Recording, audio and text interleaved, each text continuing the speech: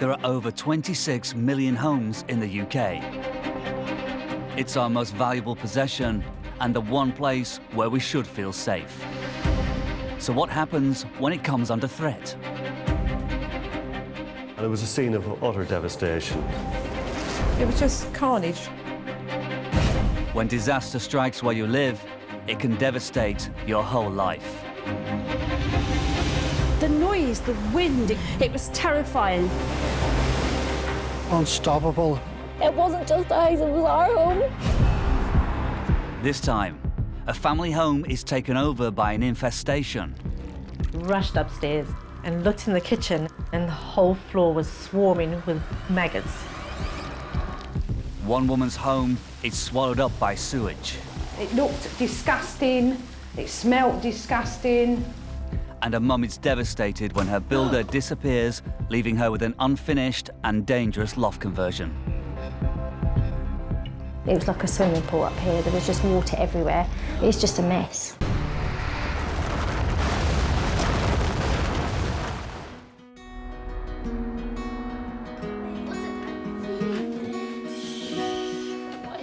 Car and Davy, husband Teo, and their 4 children have called this 3-bedroom flat in Dulwich, South London, home for 9 years. I am a house-proud person. It's very important that things are in their place, everywhere's clean, and it looks presentable. You always find me sweeping, mopping, scrubbing, bleaching, you know, fixing things up. But in September 2014, the Davy family spotted some unwelcome visitors in their kitchen. Initially, I didn't notice anything. I just had Taya tell me they had seen the occasional maggot in the kitchen. And we're talking about maybe 2, 3, 4 maggots around the bin area. I figured that maybe one of the children taken out a black bin, put it down, ready to go outside, and some maggots had come from the bin. I wasn't overly concerned. I thought, sweep them up, dispose of them, and that'll be the end of it. The next day, Kyra came in. She mentioned she'd seen 1 or 2, and I thought, oh dear, I better go and check underneath the counters to see maybe there's some food that's rotting, and didn't see anything, didn't even see any maggots, so I assumed we didn't have a problem. But Karen was wrong. We started to notice a few more maggots in the house. Not large amounts, but there was still maggots coming in. And then it just progressively got worse. For the next 3 days, Karen spent most of her time in the kitchen. I clean, then I come and sit down for a bit, and I go back in the kitchen and I clean, and this went on all weekend. All weekend I was in and out of the kitchen sweeping. I was tiptoeing around, sweeping them up and then picking them up and putting them in the bin. I didn't realize they could climb out of the bin, which they did do. Karen began to worry she was responsible for the infestation. I've always associated maggots and flies with filth, so I felt that I wasn't cleaning well enough. It was embarrassing. I mean, you don't really want to tell people that you have maggots in your house because their first reaction is, oh, those people are dirty, there's something wrong with those people. I would get text messages, phone calls, saying, I found more, need help, what we're going to do. I didn't want to cook because I was worried that they might crawl into the food. You'd occasionally find them in the glasses and the mugs. So we ended up living on takeaway because none of us ever wanted to come into the kitchen. One of the days we found the maggots in some meat, so that killed me, that one did. Despite Karen's constant clearing, the infestation was getting worse. Woke up hearing Kyra scream. I rushed upstairs and looked in the kitchen, and the whole floor was swarming with maggots. Karen made a shocking discovery. That's when I realized, oh gosh, why is it coming through my ceiling? With house prices at an all-time high, it's little wonder that many of us are turning to extensions to add space and value to our homes. But it pays to be cautious. especially when the average cost for extending your home is around £30,000. But it's not always money well spent. Each year, homeowners fork out around £260 million on building work that's unsound. In West Sussex, Nina Widdett knows what it's like to be let down by a builder. It's just shocking, and it's right opposite the front door, so as soon as you open the door, this is what people see. It's just horrid. This is where he took the wall out. We think it was meant to be a supporting timber, but it's just attached to the piece of plasterboard on the back, so not really supporting anything. The stairs don't comply. So you've got the main staircase, and then as it goes around the corner, the stairs are quite a lot taller than the main staircase. You know, there's just bits everywhere. He's even put little bits of wood to hold the plasterboard in place, and there's gaps everywhere and little holes, and it's just a mess. He took everything, and that was it, he was gone. This is how it is now. I haven't got the money to do anything with it.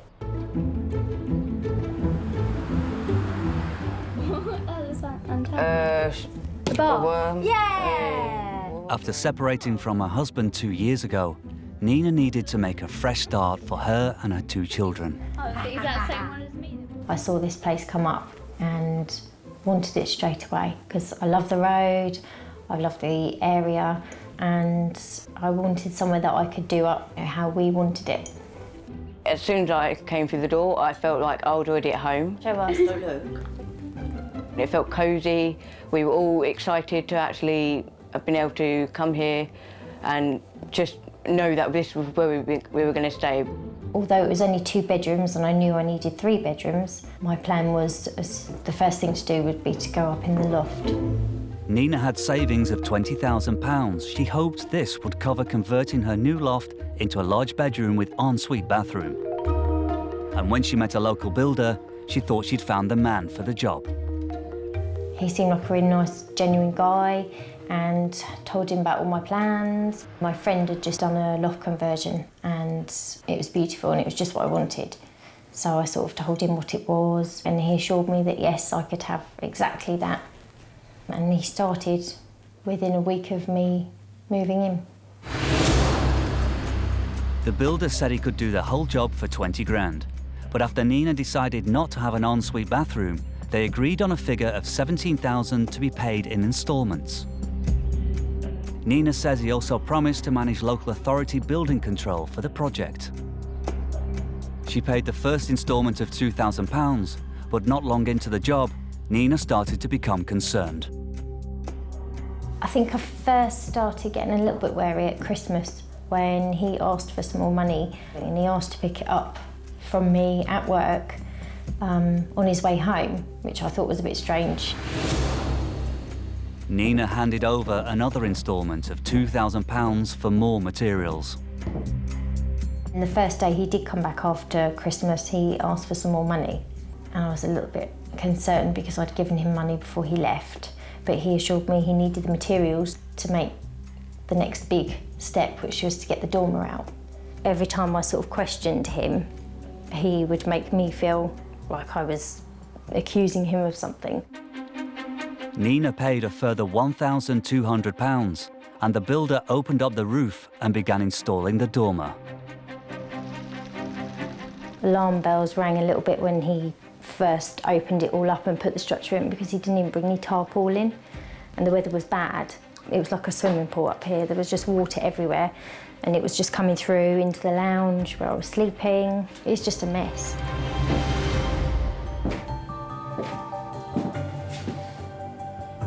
I kept saying to him, you've got to sort the roof out. It's destroying the whole house. And he said, well, I need more money. And because of the situation, I was just so scared, I just wanted it sorted, so I gave him the money. At the time, when you're that scared, you know, you just do anything you can. I was sleeping in the lounge, and that's where all the water was coming through. By now, Nina had handed over the full £17,000 agreed for the job, but she still hadn't heard any news from the local authority building control.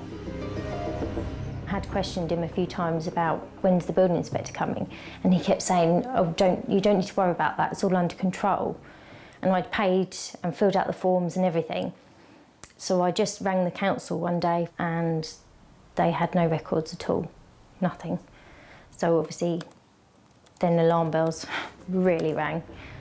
Nina's leaking dormer had been installed without the proper approval. And when a building inspector made an unannounced visit to the site, Nina's builder wasn't happy. And the first I knew of it was I got a message from the builder, basically saying I was sticking my nose in and I should keep out of it. And that's where it sort of went wrong. The building inspector had advised that all work stop until a proper appraisal could be carried out. But instead, the builder patched up the exposed framework of the roof with plasterboard, despite still needing building control to sign it off. Whether he hoped that I'd just live with it and decorate, I don't know. I don't know why he boarded it up, but everybody that's seen it has said to me that it was just to hide what he'd done. Having handed over thousands of pounds, Nina started to panic.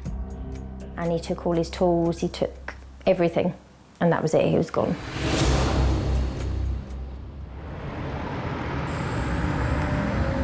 In South London, Cara and Davey had been battling a maggot infestation in a home for 10 days. There was hundreds. There was so many. My immediate thought was, let me sweep it up really quickly and catch them before it becomes any worse. For every time that I thought I had swept a few up, more would come and they would just keep coming and coming. Wherever they were coming from, they almost had doubled the amount. Maggots after maggots after maggots. A maggot would be on the floor and it'd be crawling across the kitchen. Then you see another maggot crawling in a different direction. By now, Karen was spending most of her time in the kitchen, trying to cope with the problem. I stayed in the kitchen, sweeping and mopping and picking up, and that went on all day. It was all day, all night. 4 days of no sleep. All I could think was there was something in my house that was rotten and I couldn't clean it. What am I doing wrong? How am I going to stop these maggots? Where are they coming from? Can somebody please help? So the one night, I sat on the floor in my kitchen. I had my dustpan next to me, my broom. I couldn't do it anymore. I couldn't survive another day of not sleeping because of so many maggots. 2 weeks after the maggots first appeared, Karen was at breaking point. Most of the time, you could see she was on the verge of tears. This is the first time I'd seen Karen like this. She barely slept. She was just not in a good place. Seeing my mom like that did kind of have an impact on the whole household. The maggots were now in their thousands. Something isn't right. I kept saying to everyone, something isn't right. I needed to find the source. The next day, I was sitting in the kitchen until 1 o'clock in the morning, and I was looking in this corner, and when I looked up, I saw something wriggling, and then I heard plop. And when I heard the first plop, then it started to be like every 2 seconds, and you could hear the sound of them plopping. Plop, plop, plop. I think at that point, I went from being quite calm to hysterical. You could see them fall, and they were falling in clumps, like these yellow clumps just falling. It was really disgusting. That's when I realized, oh gosh, and why is it coming through my ceiling? I just thought, whoever lives above me is not clean. Karen didn't know her upstairs neighbour particularly well, but decided to go to speak to him. I knocked, didn't get a response. Went down for the caretaker, and we walked to the window. And I said to him, I think the problem's coming from there. We stood here and I looked up, and I noticed a dead plant in there, and the curtains looked really dirty. And we were talking, and then I just saw the flies swarm up the window. Flies and beetles. And then they started to fall down, and it was like this wind just blew and smell came out, and my heart just sunk, and I thought, oh God, no. That's when the caretaker said to me, okay, I'm going to go fetch some people, you call the police. So I called the police. They broke the door down and they said to me, oh, Mrs. Davey, we're really sorry. You can't come inside. He's been dead for a very long time. And that's when I walked into the flat and I broke down. It was very traumatizing for me to realize that all the time that I was worried about the maggots, something more serious had happened. The body had lain undiscovered for more than a month. I rushed home and she was in shock and she was crying, and just the overwhelming sense was, why couldn't I have done more? I felt guilty. When I thought about the maggots, it was always about rotten food or anything like that. It didn't occur to me that it could be because somebody had passed on. The thought of the maggots had gone. It was just, somebody has died, somebody's alone, someone needed help, and there was no one there to help. I know I couldn't have done anything, but I felt like I could have made a difference, or I could have found him sooner, or I could have changed something. There was something I could have done. I should have trusted my instincts. I should have known.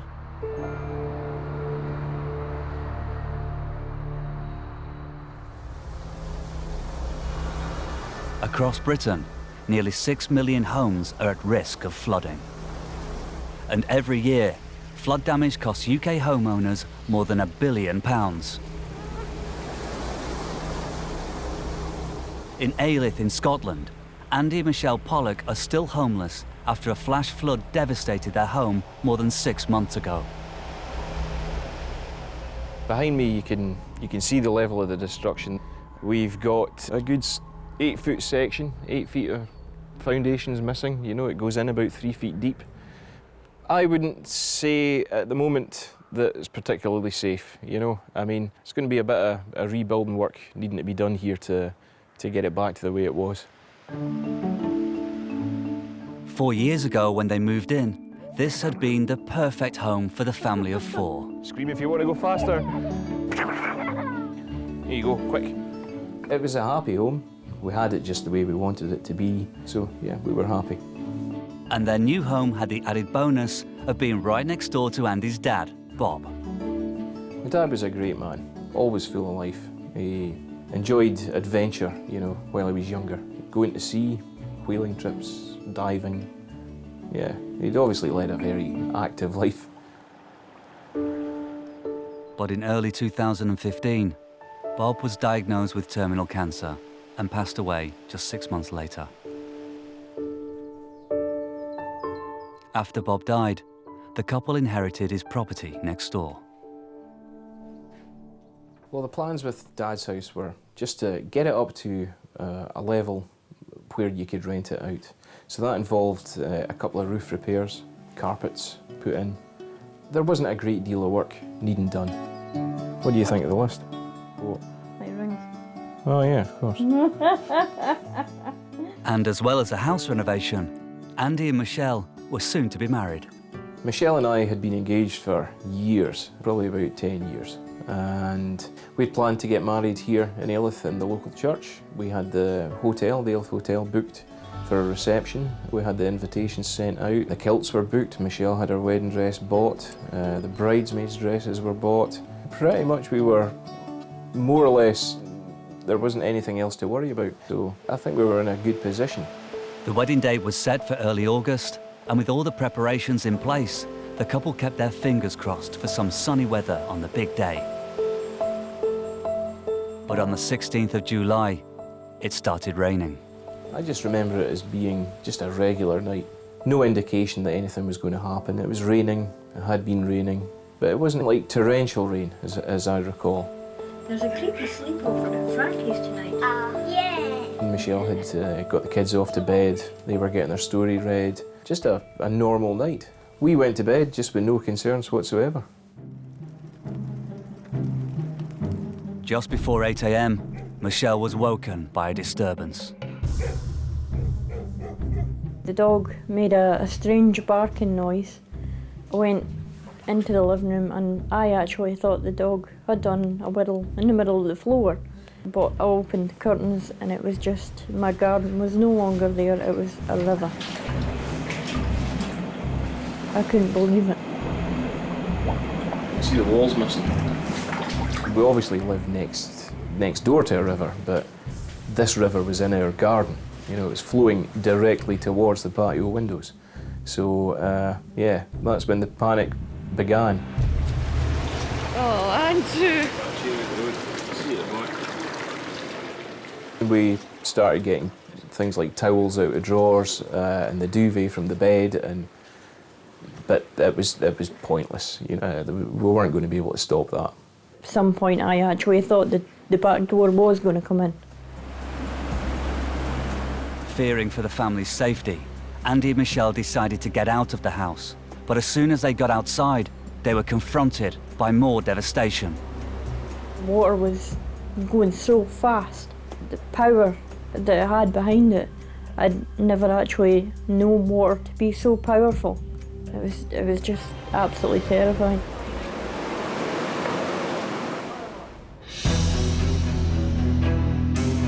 In West Sussex, mum of two Nina Widdett's plans for a new loft conversion were in ruins after her builder disappeared, leaving her unfinished roof exposed to the elements. It was like a swimming pool up here. There was just water everywhere. It's just a mess.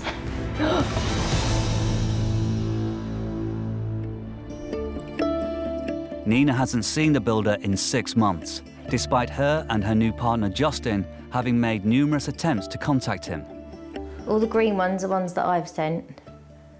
And as you can see, there's no response from any of them. Tracking him down is a nightmare.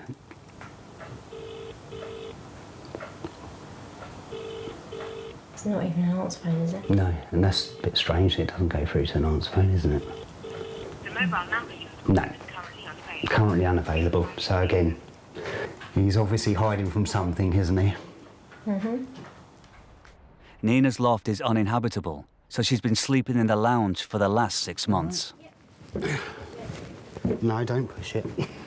Yeah, it's all right, I've got it. Yeah. We'll go back up. The last time I slept like this would have been at a friend's house when I was a kid. Sleeping on a mattress on the floor. Okay. It's difficult really because that's also our lounge and it's also her bedroom at the moment, so it can get quite stressful. It's just not ideal at all, it really isn't. And I just want to get it all sorted out. It's not how you should be living. Nina's loft conversion has been built without the council's knowledge.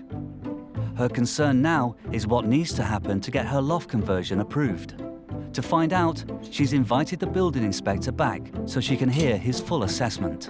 Over the last 10 months, it's just been bad news after bad news, so hopefully whatever he says today will be good news. The problem we've got is that this isn't enough insulation to comply with current standards. So we will need to look at improving this. In terms of the structure, we've still got a bit of an unknown quantity. This partition and the point of support has been moved so far back. We need to think about putting new rafters alongside to make sure that they're adequately supported and we don't get the roof deflecting. Now, in a property this age, the strength of the existing beam might not be very good. Therefore, it will need to be strengthened or replaced by an appropriate beam. Obviously, I knew that nothing complied, but I didn't realise that it wasn't structurally sound. So, obviously, that was a bit of a shock. Finding the money to correct the work is putting a strain on the family. I'm not even financially in a position to correct what I have got, so I don't, you know, everyone keeps asking me what I'm going to do. I don't know. I just want to feel safe through the winter. I'm going to get upset again. I don't want to be upset on film. Nina hides a lot, she keeps a lot inside. just want to see it done and everything sorted out for her so she can get life back to normal again. Yeah.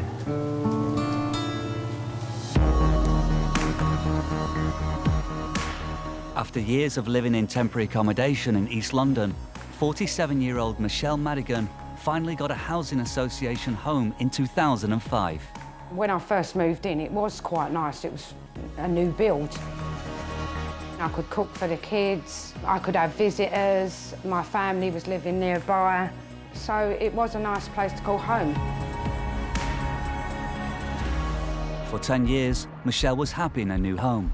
But in July 2015, it all changed. I woke up 4 o'clock in the morning to the sound of bubbling, like a jacuzzi. After the bubbling, the smell started to hit me of human sewage. And so I jumped up from my bed, opened the bathroom door. I looked down at the toilet and it was overflowing with human sewage. And there was different types of poo and everything all over the floor. Human poo on there, all round the rim, plopping all over the floor. The sink was full up here, the bath was full up. First of all, it came through black and then it went yellow. And it was urine, faeces, just a dark coloured water, like yellowy black. It looked disgusting, it smelt disgusting. The flow was like a waterfall. It was just constantly coming over. Gallons of human sewage was flooding Michelle's bathroom. Oh my God, that's all I was thinking was, oh my God, how am I going to cope with this? It was happening that fast, the flow of it, that it was hard for me to maintain it. I was putting blankets down, bedding, towels, but that wasn't working and the clothes were getting soaked up too quick. I got some buckets out from my back balcony, scooping it from the floor, putting it in the bucket, scooping it from the floor, putting it in the bucket, and that was constantly going on, constantly, for hours and hours. With the flow of sewage continuing quicker than Michelle could clear it, her whole flat was now affected. While I'm concentrating on the passageway, he's coming to the bedrooms, and it came all the way up to the radiator over there. It was more than she could deal with on her own.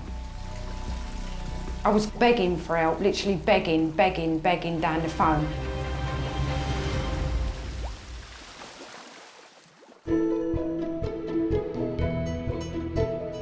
In West Sussex, Nina Widdett and her 2 children have spent the last 12 months living with an unfinished and potentially dangerous loft conversion. So we're in for another storm, are we? Yes, high winds and rain. Great, so another sleepless night. Yeah, indeed. Nina may have no money to fix her loft, but having been told by the building inspector that much of the work is unsound, she wants to find out how much it's likely to cost to put right. So she's called in another builder to give an estimate. No. So he plasterboarded everything. It was like a plasterboard box. Wow.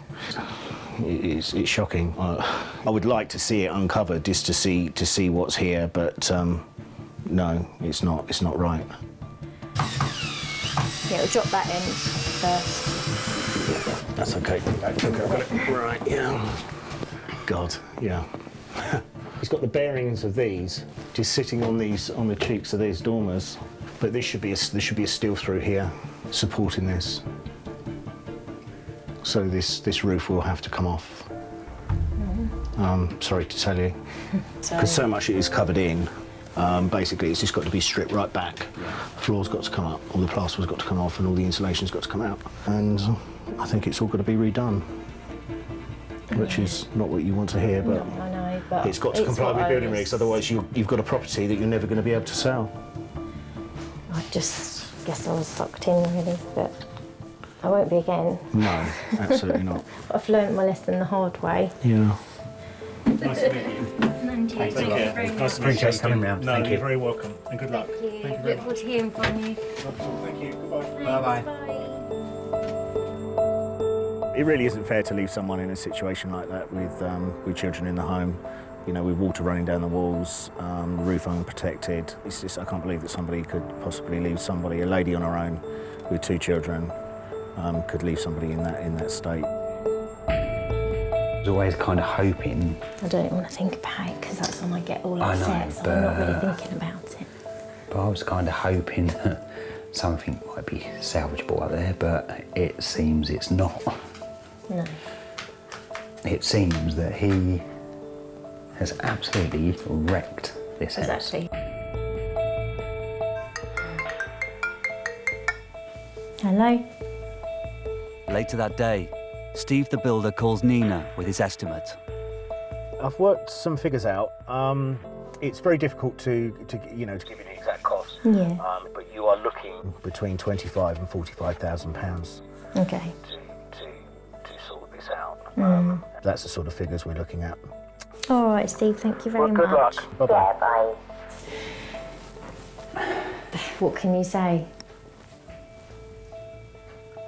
Do they still do hung, drawn and quartered? Because that's what he deserves. With no money to finish the loft conversion, Nina and her children are left with a house that's a building site, a lounge that has to double up as a bedroom, and no timescale for when it will be fixed. I can't do anything to it. It's not safe. I can't sell it, I can't get rid of it. You know, I'm just sort of absolutely stuck. Yeah, it's just a nightmare.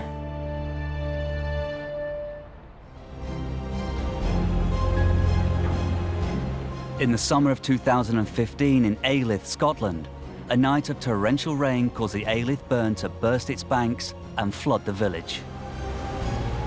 The scene in the town was chaos. There was cars parked on top of cars, but the bridges and the river further up had been literally wiped out. The devastation was immense.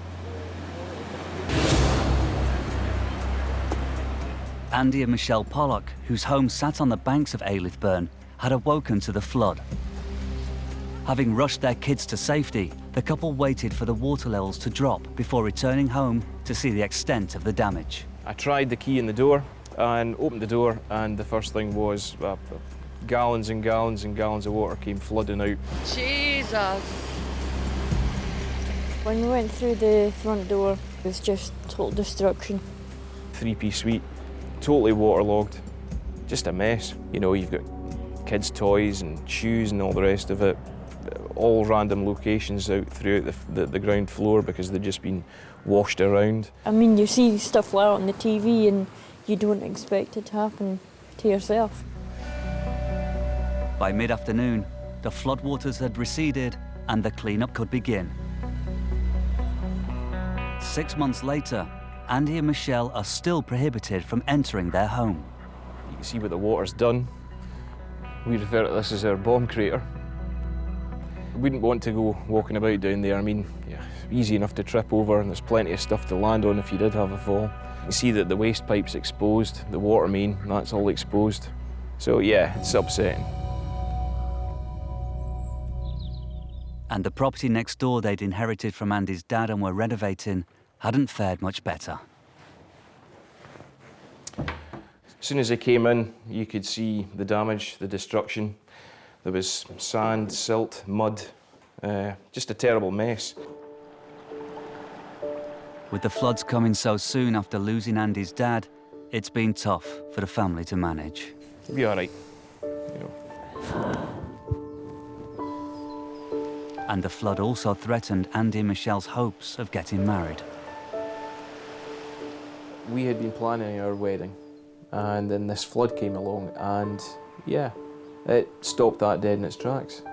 We couldn't really see any way that we could go ahead with it.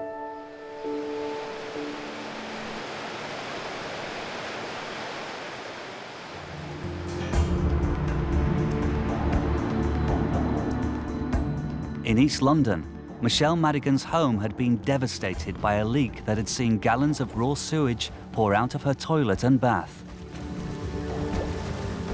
It looked disgusting, it smelt disgusting.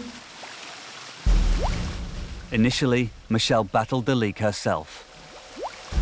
But with no sign of it stopping, she desperately called her housing association. I was begging for help, literally begging down the phone, even holding the phone out and saying to them, look, you can hear it, you can hear it, you can hear it flowing now, you can hear it. I was crying. I was assured that someone would come out. The housing association immediately contacted contractors, but Michelle would still have to deal with the raw sewage until they arrived. I did feel physically sick. I was gagging on several occasions. I had to shut my eyes and just direct myself to fill up buckets. Thames Water arrived later that day. The flooding eventually stopped when the main drains were cleared along the roads.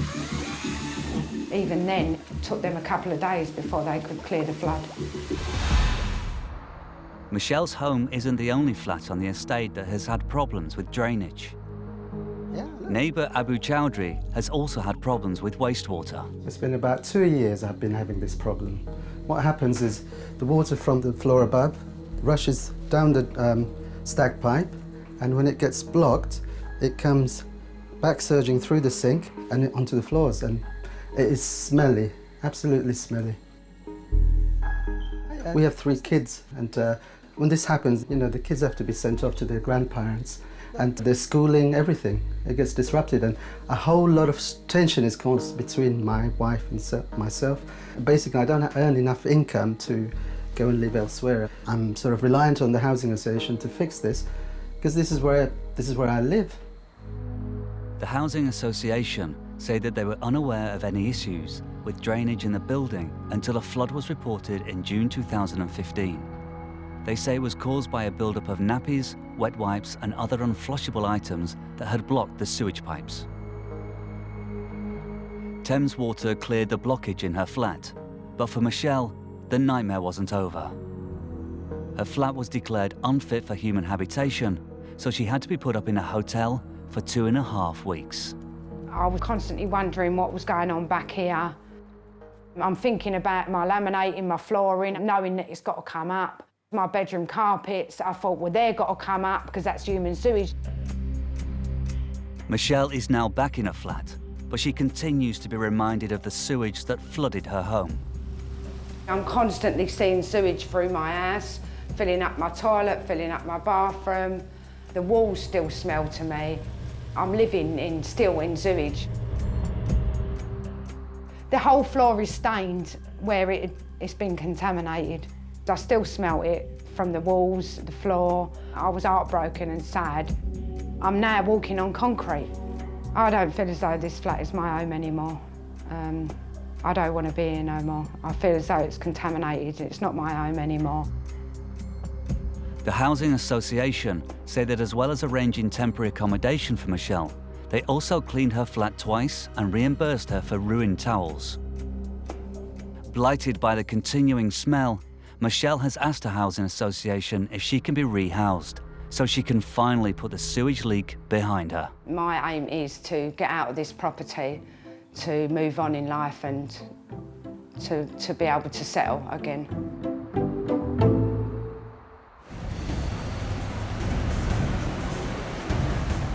In Alyth, Scotland, 6 months after a flash flood that devastated the community, Andy and Michelle Pollock are still unable to go into their home. We couldn't live in the house because it was so dangerous. The floorboards, you couldn't walk on them without nearly going through them, basically. So it was just too dangerous to live there.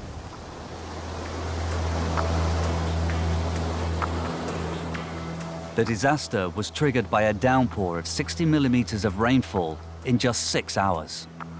Pascal Lardet works for the Scottish Environment Protection Agency. We estimate that there was 3 times the amount of water that the channel can carry through the town. So obviously that means that water had to escape somewhere on through the streets, the garden, and unfortunately also through lots of homes and businesses. Alyth has been flooded in the past, so we can't say that it won't happen again. I hope it won't happen with such severity, but it is still at risk in the future. Nearly 800 homes were left without power, and dozens of residents made temporarily homeless. Andy and Michelle have been told that it will be months until they're able to move their family out of temporary accommodation and back into their home. I would say that living here has affected us as a family. We are kind of climbing over the top of each other all the time. The children, who are normally noisy, tend to be, well, they seem like they're a lot more noisy, but again, that's due to the space. This place isn't home. I feel just frustrated that we're not where we should be. Home may be a building site for now, but the family are optimistic for the future. It's really important for us to get back into our house. It's home, yeah. That's where we want to be. Get everything back to normal as soon as possible and look to the future and just get life back to normal. When Andy and Michelle do move back into their house, it will be as a married couple. Immediately after the flood, the couple thought they might have to postpone their wedding. Well, we lost the hotel for the reception, so that was gone. We just felt robbed. The opportunity to get married had been taken away. It's just a horrible situation. You had your dress, I had already got the kilts and everything sorted out. Everything was pretty much organised, but then we didn't have access to a venue because the hotel that we were going to use, it was destroyed in the flood as well. But when the couple tried to postpone the big day, news of their situation began to spread through the village. Alyth has a tremendous community spirit. You know, there were people got together and tried to organise a new venue, you know, for our reception. The chef and everything from the hotel went up to the town hall. A lot of things donated, tablecloths, chair covers, balloons, flowers. And this was all laid on, you know, by the people around us. Thanks to the village, the big day went ahead as planned. The wedding day was absolutely amazing. Everybody was laughing. It was like nothing had happened. Everyone was happy, everybody had a good time. We just focused on the day and it worked out and it was perfect. It was just one heck of a day. It really was. I can't even remember getting home at night, so it must have been good. If it hadn't been for these people and their help and their care, you know, I don't think we would have been married, you know. So thanks to them for what they did. We approached the builder for comment about Nina's loft conversion. He disputes all the allegations made against him. He says that he's only received £14,000, that he never visited Nina at her work, and that the job is unfinished because he's still owed money. He states that he worked in conjunction with a respected structural engineer, and that structural issues such as the stairs were because Nina insisted on changing the design. He also says that he had nothing to do with arranging building control, as Nina had told him she would manage it.